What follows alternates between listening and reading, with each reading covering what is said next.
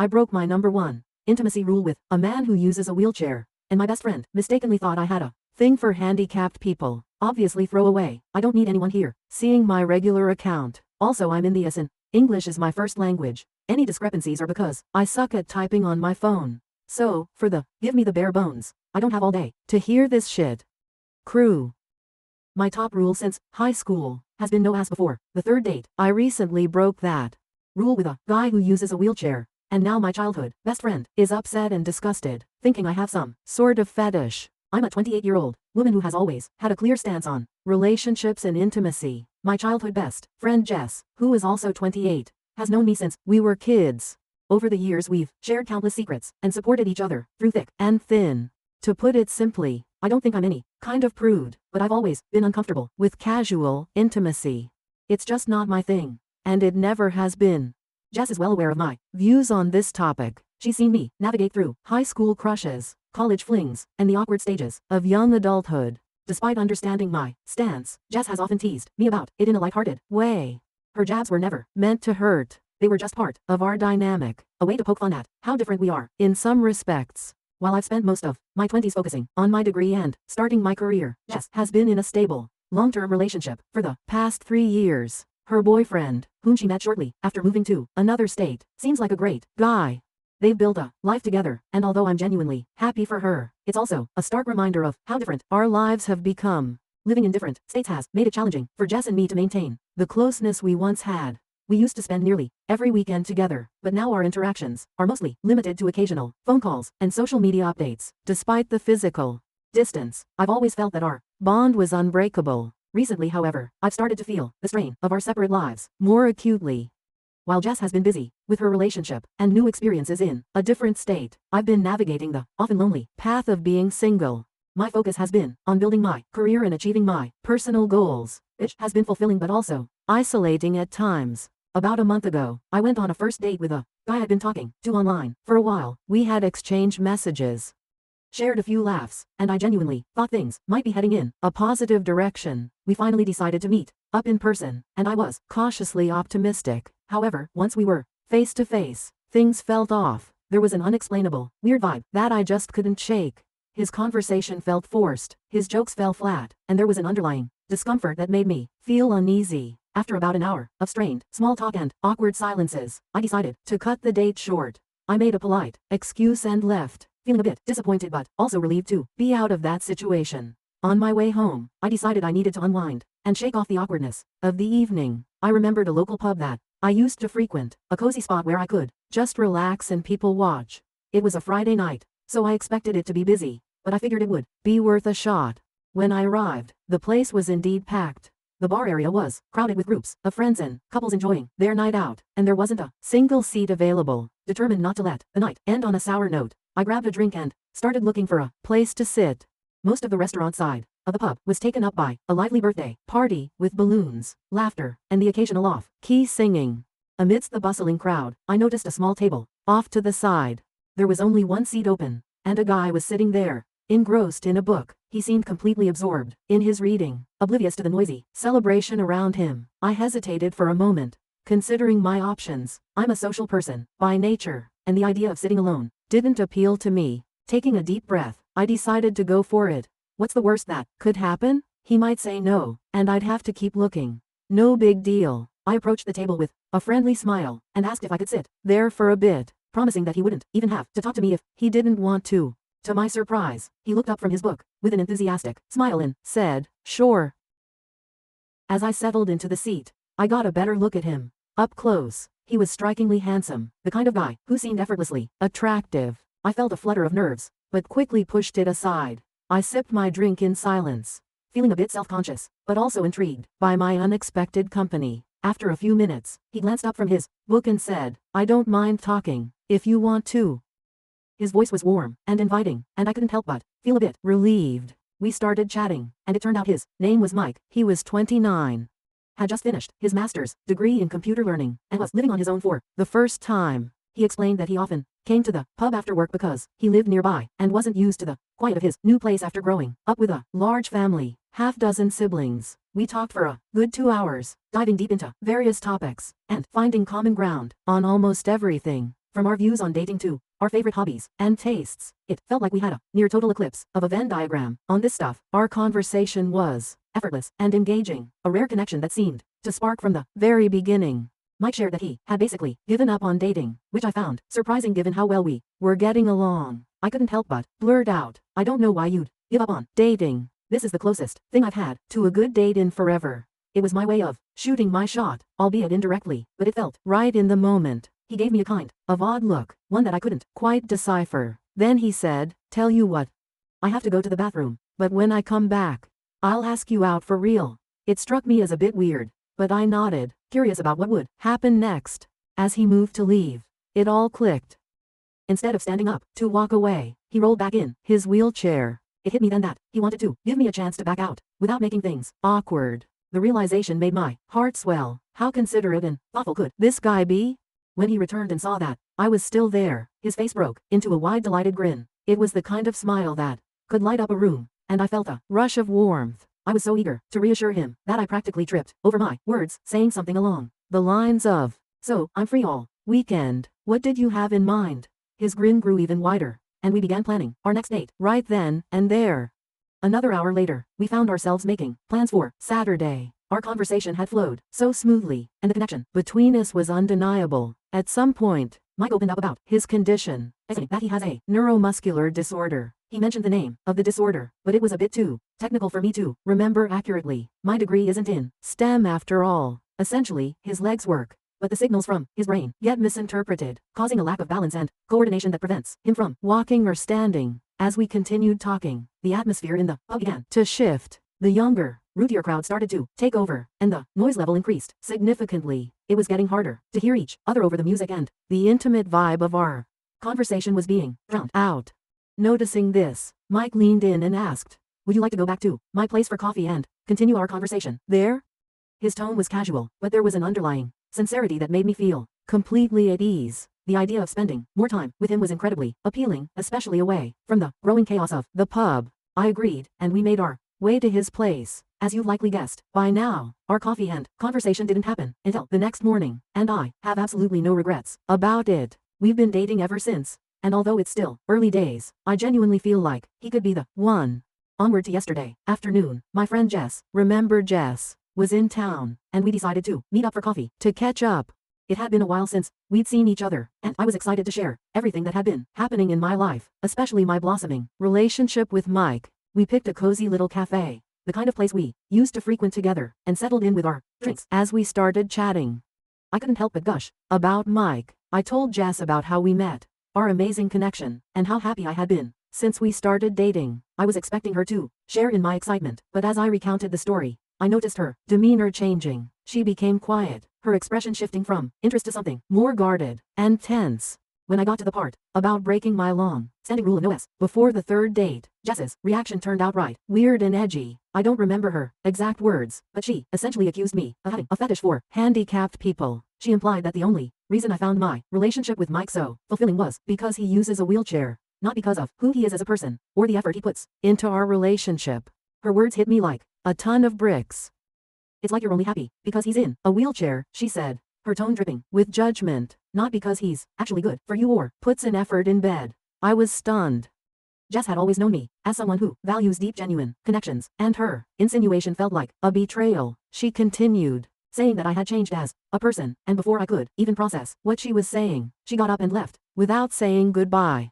15 years of friendship, and I had never seen her like that. I sat there for a few moments, trying to make sense of what had just happened. Her reaction was completely unexpected and hurtful. It wasn't just about her disapproval of my relationship with Mike. It felt like a personal attack on my character and values. I had always thought that Jess understood and supported me, and her sudden outburst left me feeling isolated and misunderstood. As I replayed the conversation in my head, I couldn't help but feel a mix of emotions. I was hurt by her words, confused by her reaction, and worried about what this meant for our friendship. Jess's reaction seemed to come out of nowhere, and I couldn't understand why she would think so negatively about my relationship with Mike. It was clear that something deeper was bothering her, but at that moment, I didn't know what it was. All I knew was that my best friend had walked out on me without even saying goodbye. 15 years of friendship, and I've never seen her like that. Update. My first ever update. Yay. Aw. So I do have an update on Jess, and shit finally makes perfect sense. And I have a slightly NSFW but funny story about Mike, because this guy is just the best, y'all.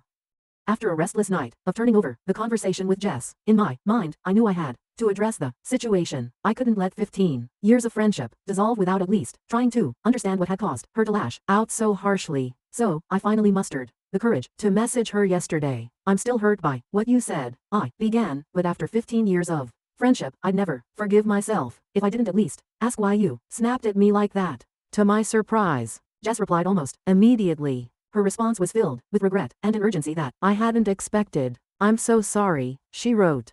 I didn't mean any of that. Can we have a do-over on lunch? Despite my lingering hurt, I agreed to meet her cautiously. We arranged to meet at a cafe we both loved, a place that held many fond memories from our shared past. The next day, I arrived a bit early, nerves jangling as I waited for Jess to show up. I kept replaying our last conversation in my mind, bracing myself for what she might say. When she finally walked in, she looked just as anxious as I felt. We exchanged awkward smiles and a brief hug before sitting down. Jess was the first to speak, her voice shaky but earnest. I really am sorry about the other day, she began. I was completely out of line, and I need to explain what's been going on with me. Let us pause for a moment. Turns out that those of you who said she was jealous and that she might struggle with something, and especially the person who said something might be going on in her relationship, that's right there. Yeah, all hit a bullseye.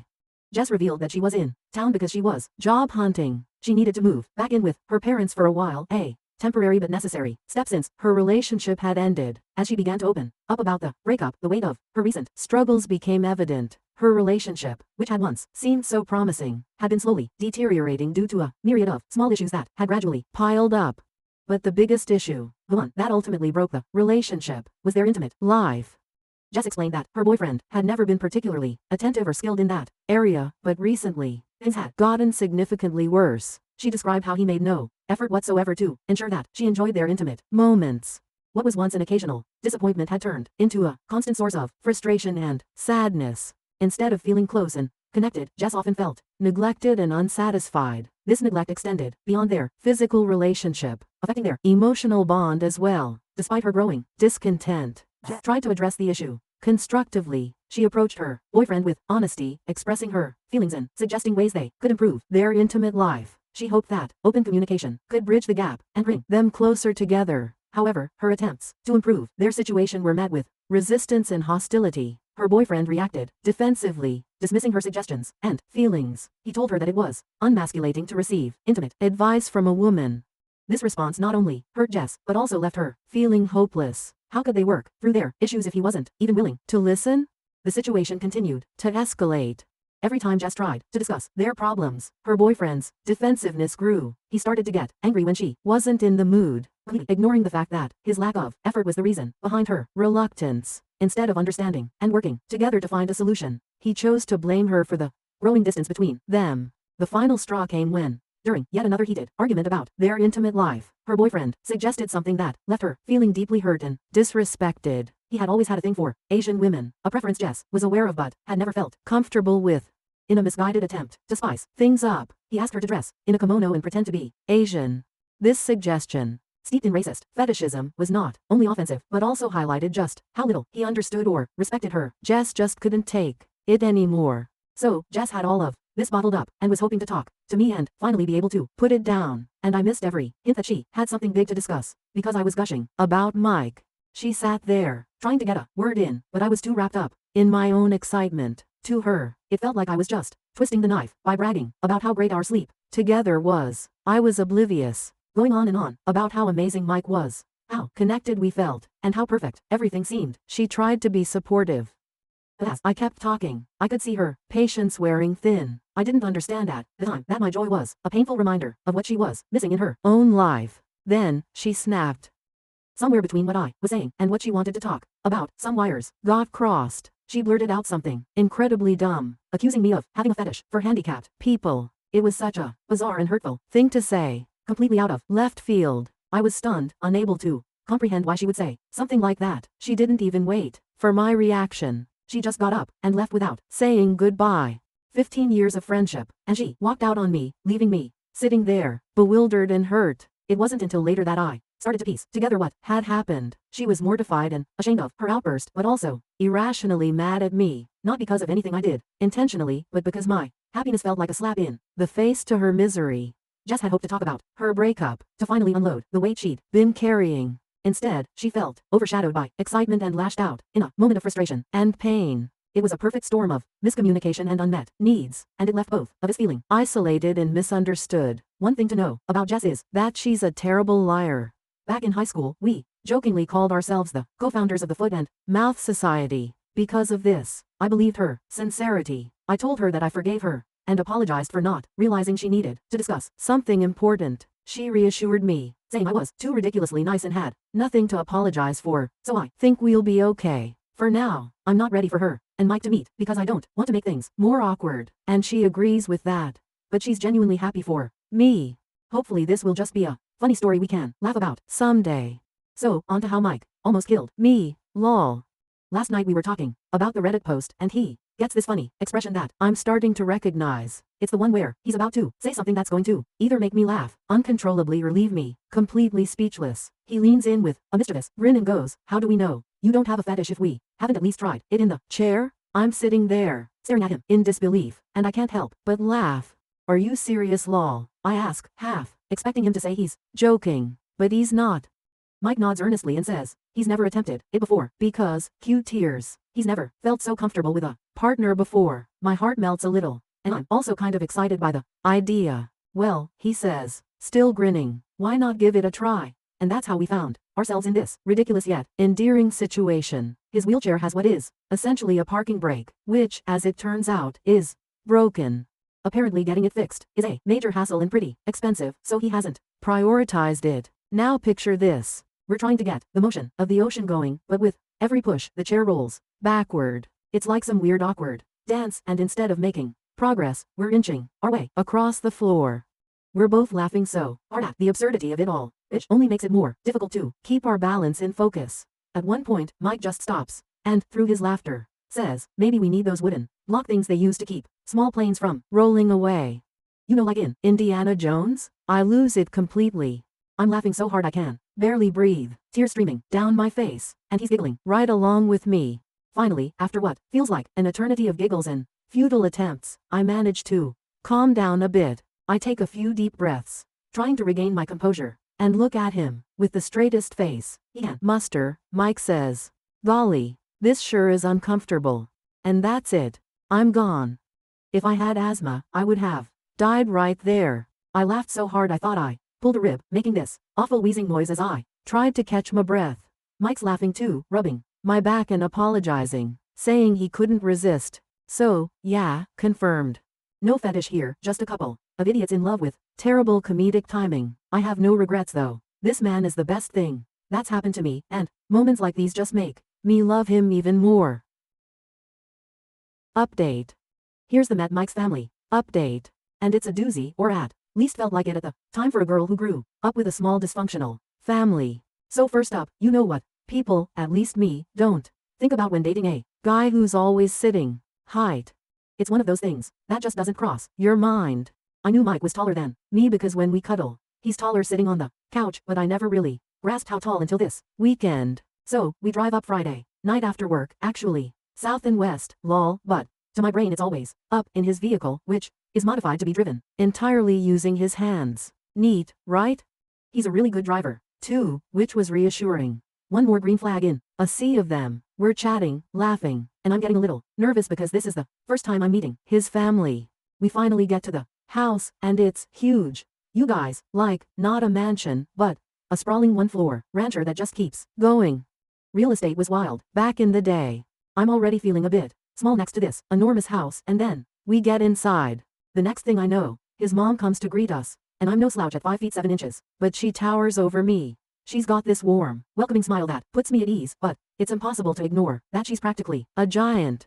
We head into the living room, and I meet his dad, who, funny enough, is the only short one in the family. Then, his youngest sister walks in, holding her 1-year-old daughter, and she's also incredibly tall. It's like stepping into a land of friendly giants. It's late, so after quick introductions and some light conversation, Mike shows me to his old room where we're staying. It's cute and full of nostalgic teenage memorabilia. As we're getting ready for bed, I casually ask, "Hey, so I don't know how this works and stuff, but how tall are you?" Mike shrugs and says, "I don't know, like a bit over 6 feet 4 inches. Been a while since I checked." A bit over 6 feet 4 inches. Just casually throwing that out there. "So, is everyone in your family tall?" I ask. He grins and says, "Kinda." The next morning, I got to meet the rest of Mike's family properly, and let me tell you, it was like being introduced to the Nordic basketball team. Actually, they're Irish, but they're all blonde and tall, so the image fits better. The only one of reasonable height and still taller than me was his oldest sister. It was kind of hilarious, honestly. They are all so loud. Not in a shouting way, just present. Their voices fill the room, their laughter echoes, and their energy is undeniable. Mike is a lot different around them, but in the cutest way possible. He beams all the time, his happiness radiating off him. You can see how much he loves being home with his family. One of his brothers greeted him by putting him in a headlock and giving him a dang noogie. Mike, of course, elbowed him in the side, and they both ended up laughing. It was all so natural and full of love. Then his mom smacked one of his brothers with a rolled-up magazine for putting his feet on the table, and that set off another round of laughter. The whole scene was a bit intimidating, but in the happiest way imaginable. I'll admit, at first, I felt a little overwhelmed and shut down. This was a lot of energy to take in, and I wasn't used to such a boisterous family. But Mike kept checking in with me, giving me reassuring smiles and gentle touches to make sure I was okay. His family, noticing my initial discomfort, went out of their way to include me in their conversations and jokes, which helped a lot.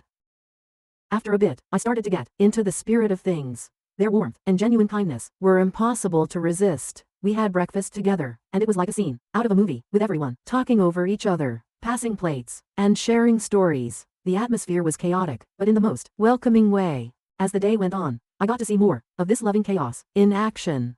Mike's family played a game of basketball in their backyard, and I watched in awe as they moved with a level of coordination and playfulness that only comes from years of sibling rivalry and bonding. I forgot to mention that Mike has a specialized sports wheelchair that he uses specifically for, you guessed it, sports. He and his siblings love playing basketball together, and he is really good at it. Not only does he have an impressive arm, but he's also incredibly fast. And the best part? This wonderful guy I'm in love with will gleefully and deliberately run over someone's toes. He actually aims for it. His siblings have this hilarious reflex of yanking their feet back just in time, and it's absolutely hysterical to watch. Seeing Mike in this environment made me appreciate him even more. He was different here, more relaxed and vibrant, but still the same wonderful person I was falling for. His family's love and acceptance were a big part of who he was, and being welcomed into that was an incredible feeling. So it was this crazy day of loud people playing and having a blast, nieces and nephews running around, and just noise. My ears are still ringing. The food was catered in advance because his mom had 7 babies. All I make on Mother's Day is margaritas. They also have a pool. It's a bit chilly still, but the pool is heated, so we actually all got to swim, which was a lot of fun, because I got to show off that I, too, am athletic. I can do a backward somersault off a diving board. Yeah. I'm a real catch lol. They at least pretended to be impressed. We all stayed up late, drinking and bitching about how it was too overcast to see the aurora. Boo.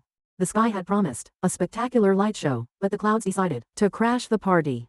Despite the disappointment, we made the best of it, talking and laughing well into the night. By the time I crawled into bed, I was already bracing myself for the inevitable hangover. Like a freight train, I had the worst hangover I've had in a while. We slept in a bit late, trying to recover from the previous night's excesses. When we finally dragged ourselves out of bed, we joined Mike's family for the barbecue part of the barbecue weekend. And he's fast too.